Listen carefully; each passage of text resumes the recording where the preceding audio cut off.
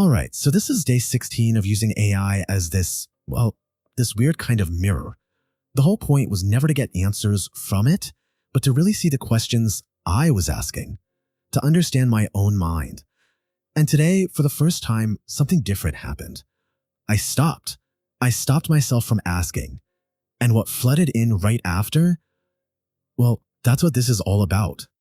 9 hours and 42 minutes. That's the number. That's the exact gap, the time between the last time I reflexively reached out to AI for validation and the moment today when I caught myself about to do the exact same thing again. So it's 3:18 p.m. and my fingers, almost on autopilot, have already typed out that old classic. Does this make sense? You know the one. The cursor is just blinking, waiting. But for some reason, my hand just froze over the enter key.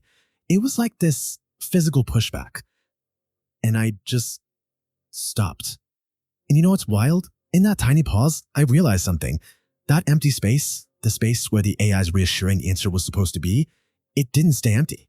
Not for a second. Something else just rushed right in. And that something was the exact feeling that this whole habit, this whole pattern, was built to keep out.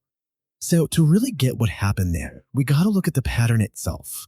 I've started to think of it as a protection function, because I'm realizing this was never about getting information. It was about getting protection. What it really is, at its core, is a classic avoidance behavior, and it's powered by something called negative reinforcement. Now that sounds a bit technical, but all it means is the pattern gets stronger not because you get something good, but because it takes away something bad. In this case, that awful feeling of uncertainty. That relief, that's the reward. The crazy part is, the AI doesn't even have to answer. The job is done the second I start typing the question.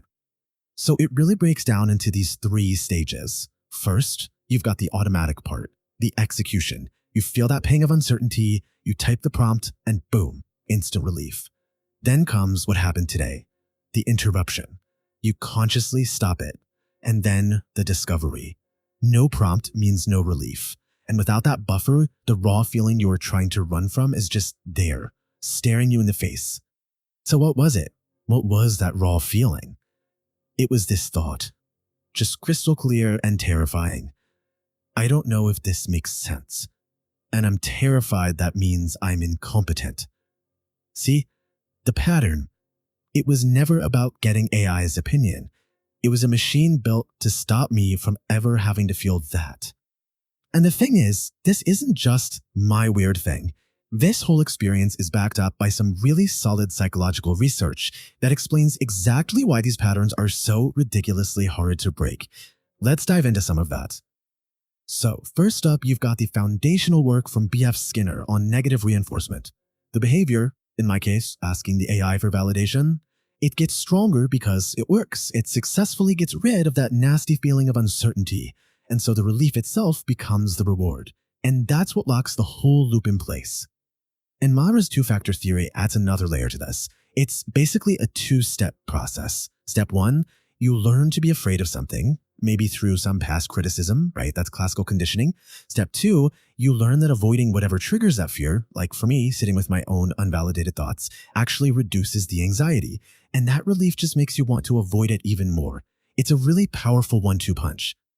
And this leads to a really key idea called experiential avoidance. This is where the focus turns inward. We're not just avoiding bad situations out there in the world, we're actively trying to avoid our own internal feelings. We're making a trade.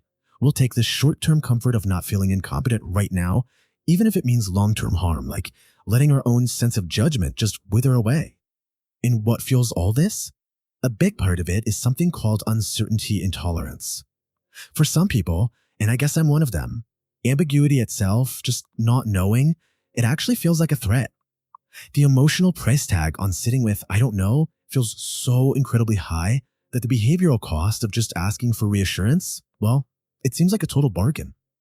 Okay, so let's bring all this research back to the AI mirror. Because in this whole experiment, it turns out the AI's absence was the most important piece of evidence. The silence, the gap, that's what revealed everything. So if you look at the timeline here, that gap, those 9 hours and 42 minutes, that wasn't just dead air. It was an active exposure period. For nearly 10 hours, I was forced to sit with the exact discomfort that my little AI prompt habit was built to instantly erase. This really helped me decode what was going on. A question that sounds totally practical, like, is this on the right track? It's not really about the track. It's about my intolerance for uncertainty. Or asking, does this sound professional? That's just a shield for my anxiety about being incompetent. Each prompt is basically code for a deeper emotional state that I'm trying to protect. And it all boils down to this, really, the big takeaway. These prompts I'm sending to the AI, they aren't information requests. They're relief requests. The primary function isn't to get data, it's to regulate my own emotions. So once you see that, once you understand the pattern's true job, you're kind of stuck, right? You're faced with a choice. Do you keep the protection in place, or do you face whatever the cost is of breaking it? And back at 3:18 p.m., that urge, it was overwhelming. I mean, truly. And here's the key thing I realized.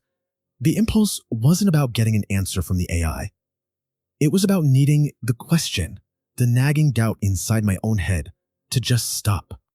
So that's the trade-off, isn't it? The pattern protects me from that sharp, immediate sting of feeling incompetent. But the cost, man, the cost is huge. Because every single time I outsource that uncertainty, the circuits in my brain for independent judgment, they just get a little bit weaker. It is, quite literally, a use it or lose it situation. And that kind of brings us to the end here. It's important to remember this is a lab diary. It's a documentary, not a self-help guide. This feeling, it's not resolved. The experiment is very much ongoing. 9 hours and 42 minutes. Turns out that was my limit.